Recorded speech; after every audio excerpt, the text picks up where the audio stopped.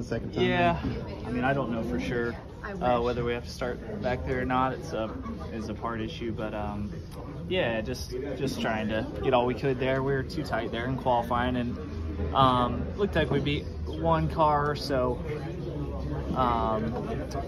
yeah, looks like we're gonna end up probably ninth, but not the best effort for us, but had a really good car in practice. Just didn't get to run very long there with issue, and so we'll see. I think our car feels great. We've got a little bit of work to do, but we should be pretty good. What would be the challenge if you do have to come from the rear? This is one of the better places to pass, so I feel like for us it would be not that bad. Last week it would be worse, or other places where we've had to start at the back recently. So I just want to get our qualifying efforts back to kind of what we expect, and I feel like we've been struggling to put Saturdays together in terms of just results, but we've had speed. It's just trying to get to the finish line of Saturday, but luckily our Sundays have been really good, so we'll just have to go to work again tomorrow. What's your time frame in the sense of trying to get back at the first feedback in the spring? Kyle got spun like on the 5th lap, and then obviously nearly won that race. He made it back up, I think, before halfway. Is it something like you? I know it depends on cautions and restarts, right, but do you suspect, hey, by the end of the first stage, you should be top 5 or something like that? Yeah, I mean, the first stage, I think the goal would try to be 10th to 12th. I think is realistic. If we have a good car, I think we can do that. We had a great car today, so I don't see any reason not to do that. But yeah, we just got to go to work tomorrow and see where we start, and hopefully we can make it up from there. At Michigan, it was like you, the 19, the 11, the 5, even though the 17 won. You guys are probably the 4 or 5 best cars. Yeah. You feel like it's just pretty much this is going to be a replay of Michigan. It could be. I mean, we didn't get to the end of Michigan to know what that was going to be like, but certainly had a great car there. So just got to work a little bit on our qualifying, and we got some work to do there, but overall pretty good. How much exactly what you guys were battling in practice that set you guys behind? You initially thought you had it was it was an upper control arm broke. So wow. What happened? Bell. He's under 30 seconds. Oh, I got you. 29.954. But yeah, we just got to figure out qualifying, obviously. How much of a challenge is it for you to race the high line here? We're pretty used to it by now. We're pretty used to it. I mean, we all do it every time we come here, so it's not very foreign to us. Is Bristol a track you enjoy? Yeah, I like Bristol. It's pretty good. Pretty good to us the last couple of years. We finished 3rd the last 2 times, so we just gotta get a little bit better.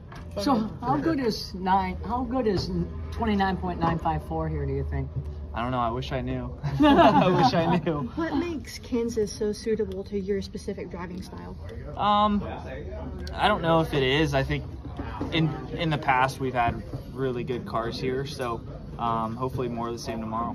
William, had the upper control arm thing not happened in practice, is that something that would have come up in the race and ruined your race? It would have. Yeah, I think that's the fear for sure. I mean, it's better to be fortunate right now and not have that happen in the race. I think it sucks that we don't have much of a prediction of what we have for the race, but we got 8 laps in. We had pretty good pace, so we just got to kind of go to work and figure out what we're going to have tomorrow, pretty much based on the 5 and the 9. So try to look at their notes and see what their long run pace was like, and we'll just go from there. Is there anything you can learn here that transfers to Texas?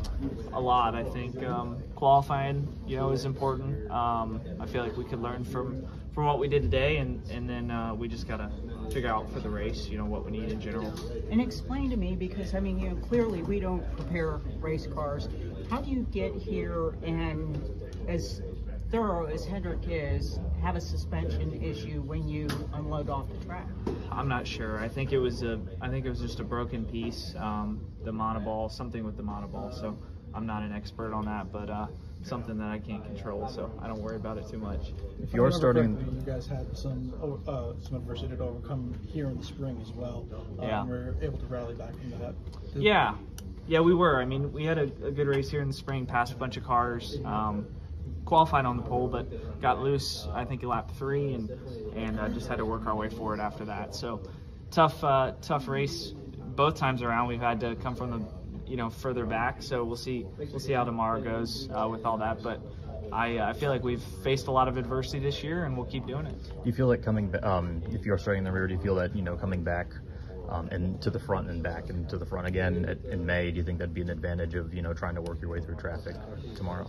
A little bit. I think I know where to make passes, and this place is really easy to pass. So it's for the most part, when you get to the top 6 or 7, it becomes pretty top dominant. But other than that, you can pretty much work the bottom, work the middle, and pass people. So I'm not too worried about it. I mean, we just probably not going to get stage 1 points.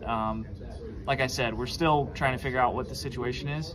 But yeah, if we have to start at the back, then we'll try to make it forward. And with how much of a roller coaster May was, did you feel that you weren't able to see what the car could completely do, or did you guys kind of have an idea? Yeah, we had a little bit of damage there on the quarter panel that kind of set us back and made us build looser than we expected to. So yeah, we don't have a great notebook, but we still have the 5 notes, and we have our notes are pretty decent from finishing 3rd, so it wasn't that bad. All right, thank you. This is Daniel Hemrick, driver number 11 Collar Grits Chevrolet.